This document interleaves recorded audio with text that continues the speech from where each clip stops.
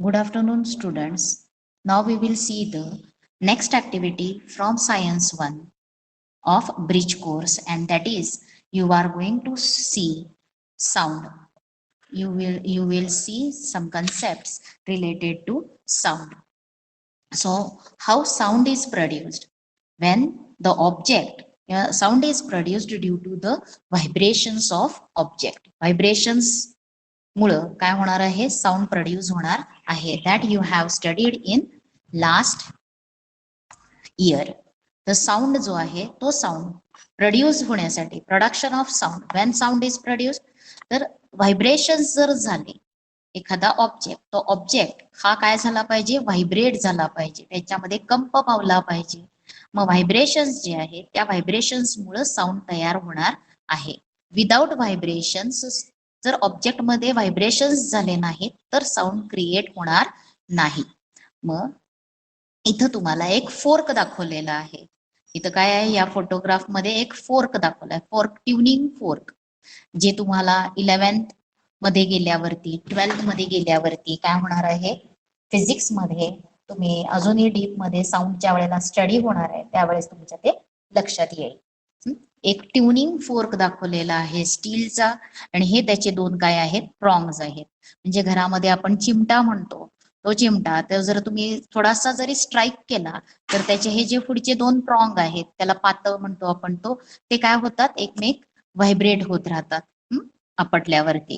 मग तसंच हा एक ट्युनिंग फोर्क आहे आणि तो ट्युनिंग फोर्क जर आपण स्ट्राईक केला आणि म्हणजे हे त्याचे प्रॉंग आहेत त्याला आणि ह्याला काय आहे हे त्याचं स्टेम आहे.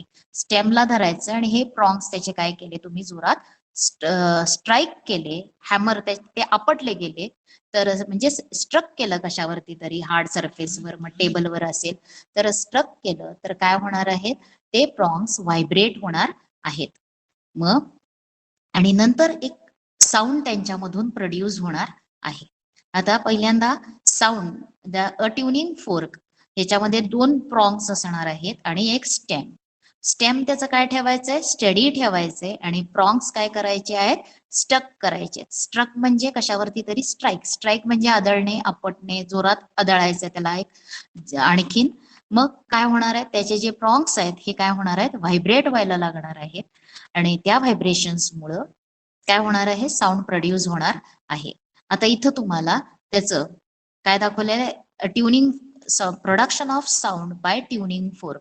ट्युनिंग फोर्क मुळे साऊंड कसा प्रोड्यूस होतो ते इथं दाखवलंय. आता पहिल्यांदा ए फिगर जी आहे याच्यामध्ये तो प्रॉंग हॅमर स्ट्रक केलेला आहे का स्ट्राईक केलेला आहे का नाही. त्याचे दोन्हीही जे प्रॉंग्स आहेत हे कसे आहेत सारखे आहेत एकमेकांना पॅरलल आहेत ते इनवर्ड किंवा आउटवर्ड बेंड झालेले दिसत नाहीत म्हणजे ते इथं स्टेडी आहे. मग स्टेडी प्रॉंग आहे प्रॉंग स्टडी आहेत म्हणून त्याच्या पुढं त्याच्या कॉन्टॅक्ट मध्ये असलेले हे जे लाईन्स आहेत हे काय आहेत तर त्याच्या शेजारची हवा एअर जी आहे ते एअर रिजन दाखवणारा हा रिजन आहे एअर. मग आता ती एअर जी आहे ती एअर ही state of air around the prong. ह्या व्हर्टिकल लाईन्स काय दाखवतात state of air around the prong. प्रॉंग्सच्या भोवती असलेली हवा त्याची स्थिती कशी आहे ते दाखवली जाते व्हर्टिकल लाईन्स मुळे. जर हे बघितलं तर सगळ्या लाईन्स आपल्याला एकसारख्या अंतरावरती आहेत असं दिसतं. मग हा ए पार्ट बी पार्ट सी पार्ट आहे आणि या सगळीकडं एअरचं प्रेशर काय राहणार आहे सेम असणार आहे. ज्या वेळेला तो प्रॉंग काय असणार आहे स्टेडी असेल त्यावेळेला त्याच्या शेजारची एअर पार्टिकल्स जे आहेत ते सुद्धा स्टेडी राहणार आहेत. तिथं कोणतंही त्या ह्या रिजन मध्ये एअरचं प्रेशर कमी जास्त होणार नाही. आता ज्या वेळेला तुम्ही प्रॉंग स्ट्रक करणार आहे त्यावेळेला काय होणार आहेत ते ट्युनिंग फोर्क ज्या वेळेला तुम्ही स्ट्रक करता त्यावेळेस ह्याचे जे प्रॉंग्स आहेत ते प्रॉंग्स काय करणार आहेत आपटले जाणार आहेत म्हणजे त्यांच्यामध्ये व्हायब्रेशन्स होणार आहेत.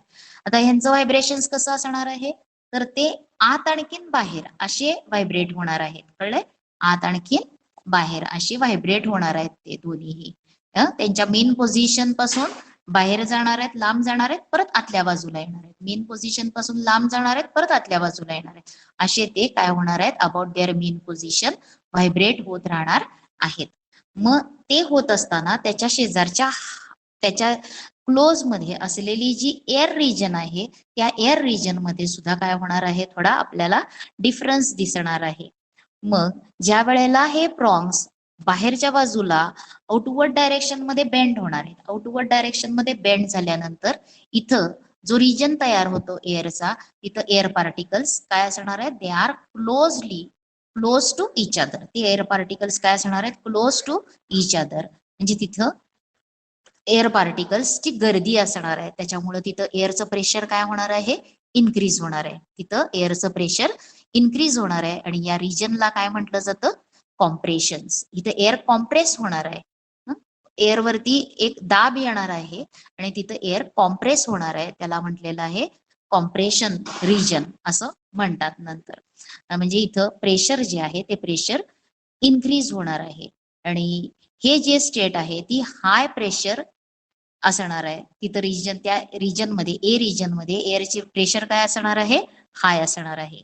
आता त्याच्यानंतर the region in which air is at high region and high density is called as compression. तुम्हाला कॉम्प्रेशनची डेफिनेशन कळलेली आहे. आणि कॉम्प्रेशन म्हणजे काय आहे, the region of air where the pressure, आणखीन काय असणार आहे, प्रेशर अँड डेन्सिटी, तिथली असलेली हवा, तिचं प्रेशर आणि डेन्सिटी ही काय असणार आहे, ग्रेटर असणार आहे, हाय असणार आहे. त्या रिजनला काय म्हटलंय, कॉम्प्रेशन. आता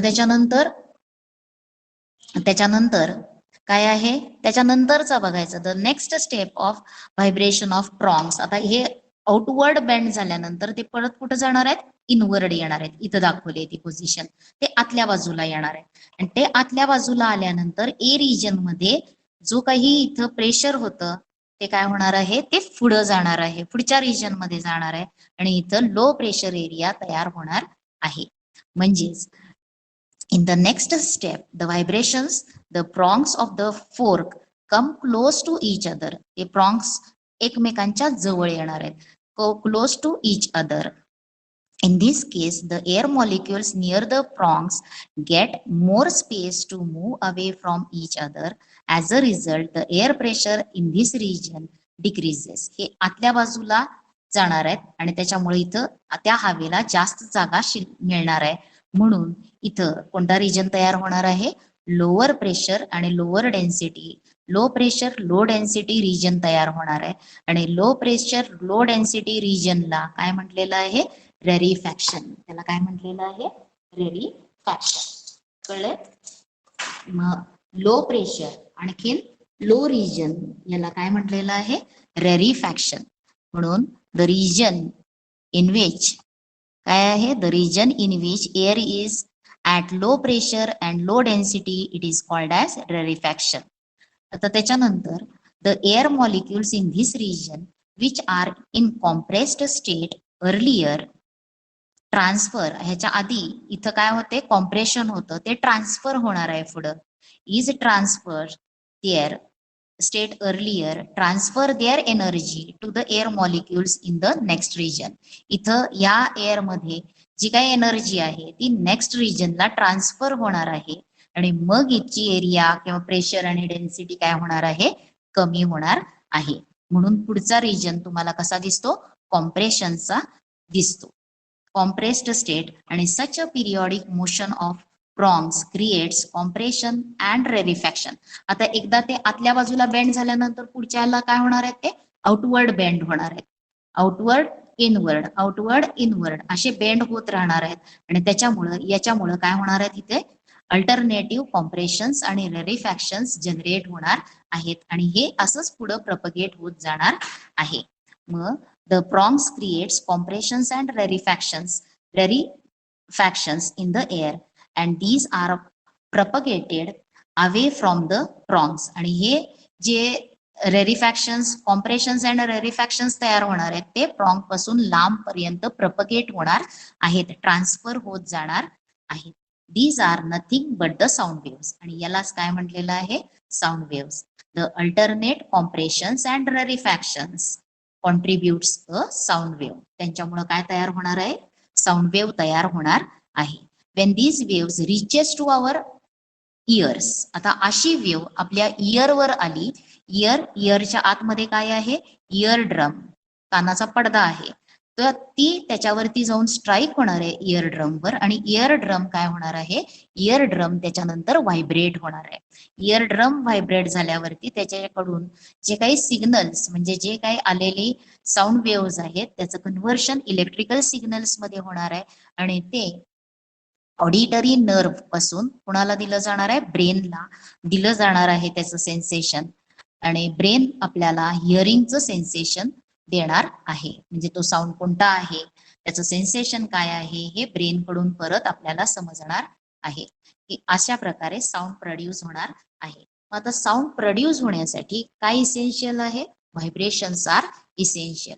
and due to the vibrations, ऑब्जेक्टच्या जवळ किंवा सोर्स ऑफ साऊंड, जो काही सोर्स आहे, साऊंड जनरेट करणारा जो सोर्स आहे, त्याच्या भोवतालची जी हवा आहे त्याच्यामध्ये काय तयार होतात? Alternate compressions and rarefactions. Rarefaction is the region where the region in which air has high pressure and high density, and compression is the region where air have low pressure and low density.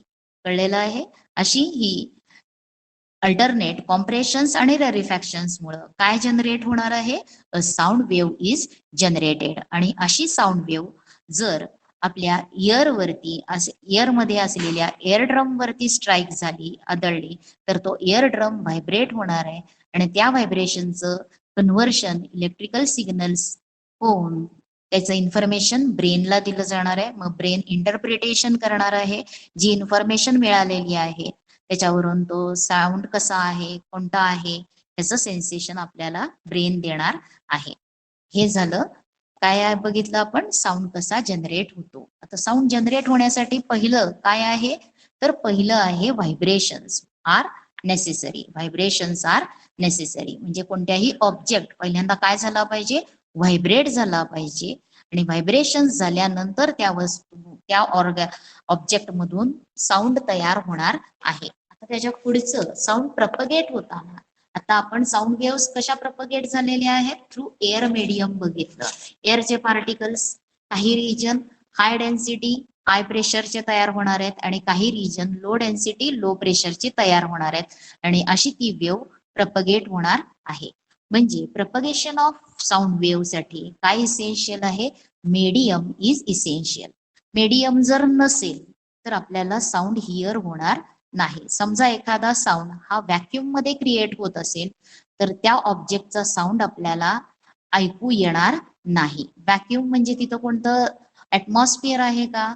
Air material, air medium नाही. मग आता sound प्रपगेशन साठी what is essential? Medium is essential. मध्ये medium कोणतंही असू दे, gaseous medium असू दे, solid medium असू दे, किंवा लाईट लिक्विड मीडियम असू दे, कोणत्याही स्टेट मध्ये असू दे, पण मीडियम इज इसेन्शियल. जर मीडियम नसेल कोणतं तर तिथं साऊंड प्रपगेट होणार नाही, आपल्याला तो साऊंड ऐकायला येणार नाही. त्याच्यासाठी इथे एक तुम्हाला एक्सपेरिमेंट दिलेला आहे.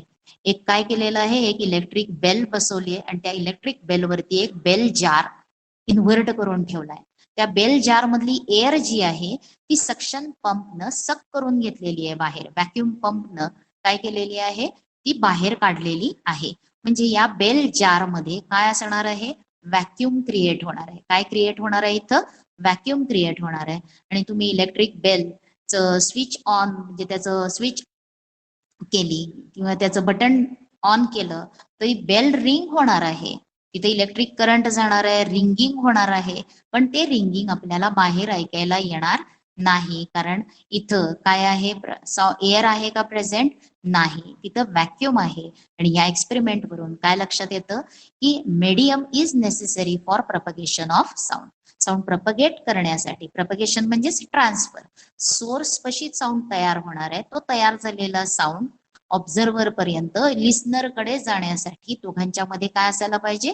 मीडियम असलं पाहिजे. मग ते मीडियम एअर मीडियम असेल, किंवा वॉटर मीडियम असेल, कोणतंही सॉलिड मीडियम पण असू शकणार आहे. मग मीडियमचा स्टेट कोणताही असेल, गॅशियस स्टेट असेल, लिक्विड स्टेट असेल किंवा सॉलिड स्टेट असेल, मग त्याच्यामधून साऊंड प्रपगेट होणार आहे. पण जर मीडियमच प्रेझेंट नसेल तर साऊंड प्रपगेट होणार नाही. लक्षात आलेलं आहे हे. आता तोच एक्सपेरिमेंट तुम्हाला इथं सांगितलेला आहे. आता इथं आपल्याला आता साऊंड वेव्ह आहे, साऊंड इज अ वेव्ह. आता वेव्हज ज्या आहेत त्या वेव्हज दोन टाइप्सच्या आहेत, लॉन्जिट्युडिनल वेव्हज आणखीन ट्रान्सवर्स वेव्हज. वेव्हज असताना दोन टाइप्सच्या आहेत, लॉन्जिट्युडिनल वेव्ह आणि ट्रान्सवर्स वेव्हज. आता साऊंड वेव्ह जी आहे त्या साऊंड वेव्हज साऊंड वेव्हज ही कशाने बनलेली आहे, तर sound wave is produced by generation of compression and rarefactions in air. एअरमध्ये तयार झालेले कॉम्प्रेशन्स अँड रेरिफॅक्शन्स मुळे साऊंड तयार होणार आहे.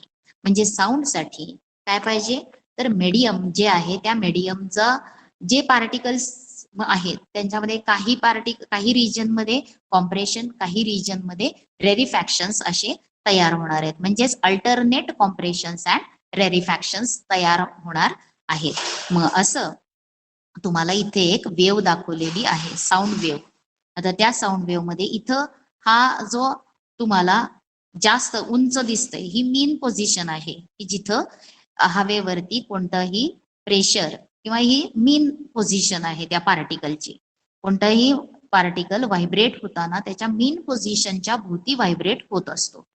मग आता ऑसिलेशन होत असताना त्याच्या मीन पोझिशनच्या भोवती व्हायब्रेट होत असतो. इथं तुम्हाला हा रिजन जो आहे हा काय आहे, इन्क्रीज्ड प्रेशर. त्याच्यानंतर इथं मिनिमम व्हॅल्यू पेक्षा खाली गेलेला आहे, हा आहे रिड्युस्ड प्रेशर. हे कशावरून ही वेव्ह तयार केली आहे, तर इथं जे एअर मीडियमचं आहे ना रिजन, हा एअर मीडियमचा रिजन असा दिसणार आहे. काही ठिकाणी एअरचे पार्टिकल्स एकत्र जवळ येणार आहेत, तिथं हाय प्रेशर आणि हाय डेन्सिटी रिजन असणार आहे, त्याला कॉम्प्रेशन म्हणायचं. या रिजन मध्ये एअर पार्टिकल्स एकमेकांपासून लांब असणार आहेत, तिथं low pressure low density region तयार होतं. त्याच्यानंतर परत कॉम्प्रेशन, परत रेरिफॅक्शन, कॉम्प्रेशन रेरिफॅक्शन कॉम्प्रेशन असे अल्टरनेट तयार होणार आहेत. आणि हा साऊंड काय होणार आहे, इथलं जे कॉम्प्रेशन्स आहेत म्हणजे ते पुढे जाणार आहेत आणि ते पुढे गेल्यानंतर तिथला रिजन जो आहे, जो आपण इथं बघितलं, इथं हा कॉम्प्रेशन पुढे जाणार आहे आणि इथं तयार काय होणार आहे, म्हणजे याची एनर्जी पुढच्या एअरच्या रिजनला मिळणार आहे आणि इथं रेरिफॅक्शन तयार होणार आहे. मग त्याच्या पुढं याची एनर्जी इथं मिळाल्यामुळं इथं कॉम्प्रेशन होणार आहे. आणखीन त्याच्यानंतर पुढं काय असणार आहे, हे कॉम्प्रेशन्स आणखीन रेरिफॅक्शन्स अल्टरनेट जनरेट होऊन साऊंड क्रिएट होणार आहे. हे दाखवलंय तुम्हाला साऊंड वेव्ह साठी. लक्षात आलंय. मग आता तेच इथं सायनोसिडल एक वेव्ह दाखवलेली आहे कशी असते. मग त्याच्यामध्ये हा जो उंचवटा आहे कॉम्प्रेशन रिप्रेझेंट करणार आहे, हा जो खड्डा आहे फुलगा तो रेरिफॅक्शन रिप्रेझेंट करणार आहे.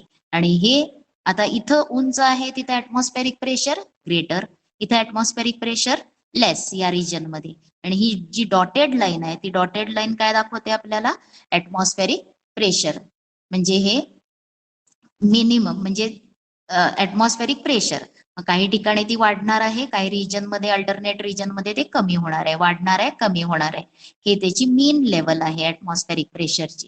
आणि त्या मीन लेवल पेक्षा वाढणार आहे, मीन लेवल पेक्षा कमी होणार आहे, असे तयार होणार आहेत. म्हणजे फ्रिक्वेन्सी ऑफ साऊंड वेव्ह त्याच्यामध्ये काय प्रेझेंट असणार आहेत, तर कॉम्प्रेशन्स अँड रेरिफॅक्शन्स.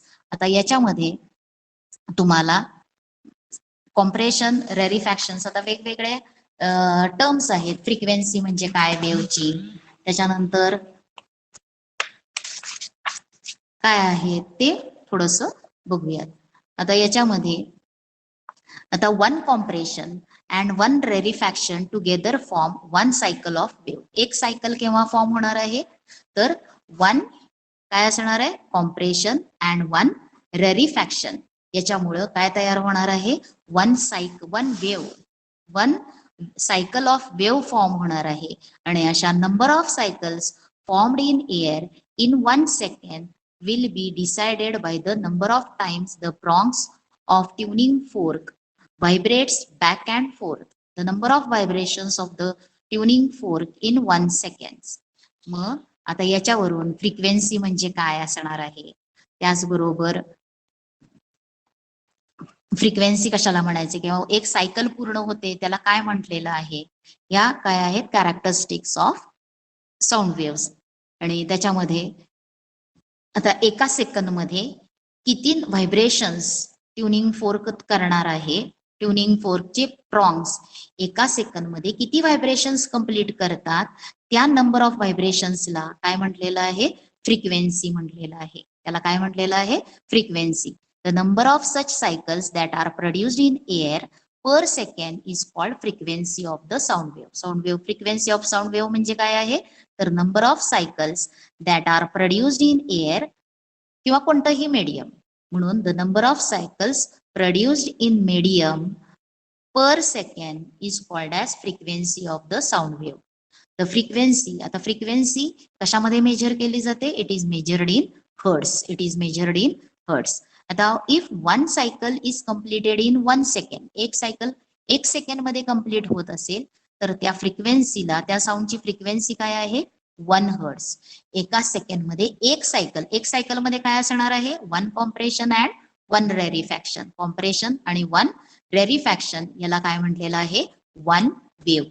मग जर एका सेकंद मध्ये एक सायकल पूर्ण होत असेल तर त्या साऊंडची फ्रिक्वेन्सी काय आहे, 1 हर्ट्स असणार आहे. For example the tuning fork shown, त्या फिगर मध्ये दाखवलेला जो ट्युनिंग फोर्क आहे, its frequency to be 512 hertz. 512 hertz ही फ्रिक्वेन्सी असेल तर तो एका सेकंद मध्ये किती सायकल्स पूर्ण करणार आहे, तर 512 टाइम्स तो फोर्क. इट मीन्स त्याचा अर्थ काय आहे, जर ट्युनिंग फोर्कची फ्रिक्वेन्सी 512 हर्ट्स असेल तर त्याचं मिनिंग काय आहे, तर that the fork vibrates 512 times per second. एका सेकंद मध्ये तो ट्युनिंग फोर्क किती वेळा व्हायब्रेट होतो, तर 512 टाइम्स तो व्हायब्रेट होतो. म्हणून these vibrations will set 512 cycles of compressions and rarefactions in the air per second. असा आता ज्याची फ्रिक्वेन्सी, त्या फोर्कची फ्रिक्वेन्सी काय आहे त्याच्यावरून तो किती सायकल्स एका सेकंड मध्ये पूर्ण तयार करणार आहे ते समजणार आहे. जर त्याची फ्रिक्वेन्सी 512 हर्ट्स असेल तर तो एका सेकंद मध्ये किती कॉम्प्रेशन्स अँड रेरिफॅक्शन्सचे सायकल्स पूर्ण किती कॉम्प्रेशन्स अँड रेरिफॅक्शन्स करणार आहेत, तर 512 cycles of compressions and rarefactions in 1 second तो जनरेट करणार आहे. आता tuning fork, the frequency of tuning fork is decided by the dimensions of the fork prongs. आता त्या प्रॉंग्स म्हणजे त्याचा जे काही पुढचा भाग आहे, त्या प्रॉंग्सची लेंथ किती आहे, त्या प्रॉंग्सची थिकनेस किती आहे, तो कोणत्या मटेरियल पासून बनलेला आहे, त्याच्यावरून त्या प्रॉंगची फ्रिक्वेन्सी ठरणार आहे. म्हणजे फ्रिक्वेन्सी, एक ट्युनिंग फोर्कची फ्रिक्वेन्सी ही कोणत्या कोणत्या क्वांटिटीज वरती डिपेंडंट आहे, तर त्या प्रॉंगची लेंथ किती आहे. जास्त लेंथ असेल तर तो ते जास्त व्हायब्रेट होणार आहे, कमी लेंथचे असतील तर ते कमी व्हायब्रेट होणार आहेत. म्हणून लेंथ किती आहे प्रॉंग्सची, त्याचबरोबर प्रॉंग्सची थिकनेस किती आहे. कमी थिक असेल तर तो कमी व्हायब्रेट होणार आहे, आणि कमी थिक असेल तर तो जास्त व्हायब्रेट होणार आहे, आणि जास्त थिक असेल तर तो कमी व्हायब्रेट होणार आहे. म्हणजे त्याच्या जाडीवरती, त्या प्रॉंगच्या लेंथ वरती आणि ते मटेरियल वरती, म्हणजे मटेरियल कोणतं आहे, कोणत्या मेटलचं आहे, त्याच्यावरती सुद्धा व्हायब्रेशन्स डिपेंडंट आहेत. आणि व्हायब्रेशन्स वरून काय लक्षात येणार आहे, फ्रिक्वेन्सी. म्हणून प्रॉंग्सची, एखाद्या ट्युनिंग फोर्सची फ्रिक्वेन्सी ही कोणत्या कोणत्या फॅक्टर्स वरती डिपेंडंट आहे, तर त्या ट्युनिंग फोर्सच्या प्रॉंग्सची लेंथ, थिकनेस आणि त्याचं मटेरियल कोणतं आहे याच्यावरती डिपेंडंट आहे. आता त्याच्यानंतर तुम्हाला इथं साऊंड कसा प्रोड्यूस होतो, ते जलतरंग, ते तुम्ही माहिती आहे तुम्हाला. कमी जास्त पाणी बाउल्स घ्यायचे आहेत आणि त्याच्यामध्ये काय करायचं आहे, जी काही वॉटरची क्वांटिटी आहे ती कमी जास्त ठेवायची आहे, आणि त्याच्यावरनं आपण जर स्ट्राईक करत गेलं तर एक काय तयार होणार आहे, साऊंड प्रोड्यूस होणार आहे. आता त्याच्यानंतर काही म्युझिक साठी जे काही नोट्स आहेत, म्युझिकल नोट्स कोणते कोणते आहेत, सा रे ग म प ध नि सा, हे जे आहेत हे जे आहेत हे म्युझिकल नोट्स आहेत. आणि या म्युझिकल नोट्सची फ्रिक्वेन्सी इथं तुम्हाला दिलेली आहे. ही झाली कमी फ्रिक्वेन्सी. म्हणून सा रे ग म प ध नी म्हणजे तिथं त्यावेळेस त्या आवाजाची फ्रिक्वेन्सी काय असते सर्वात जास्त. कळले? 480 हर्ट्स. त्याच्यानंतर जो हा सा आहे सुरुवातीचा त्याची फ्रिक्वेन्सी कमी 256 हर्ट्स एवढी आहे. मग असं म्युझिकल इन्स्ट्रुमेंट्स जे आहेत त्यामध्ये म्युझिकल इन्स्ट्रुमेंट्स कोणते कोणते आहेत तुम्हाला माहिती आहेत? सितार आहे, व्हायोलिन आहे, गिटार आहे. यांच्यामध्ये एक स्ट्रिंग असते, तार असते.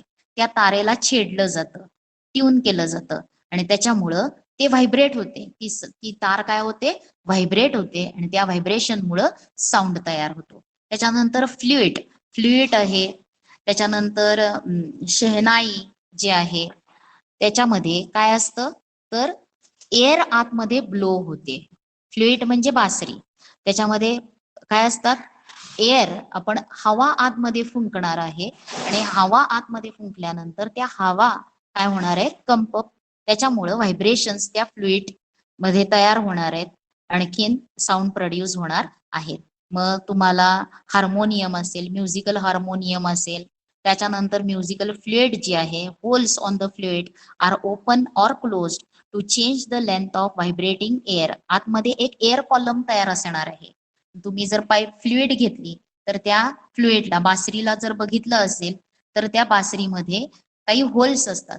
मग आतमध्ये हवा असणार आहे.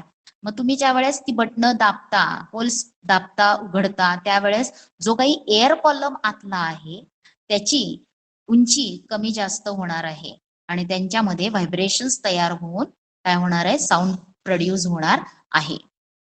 अशा प्रकारे हे साऊंड साठी आपण बघितलेलं आहे. मग फ्रिक्वेन्सी म्हणजे काय? त्याच्यानंतर तुम्हाला हे दिल्यानंतर हे सोडवायला आलं पाहिजे. लक्षात आलेलं आहे? हे सोडवा तुम्ही. So thank you.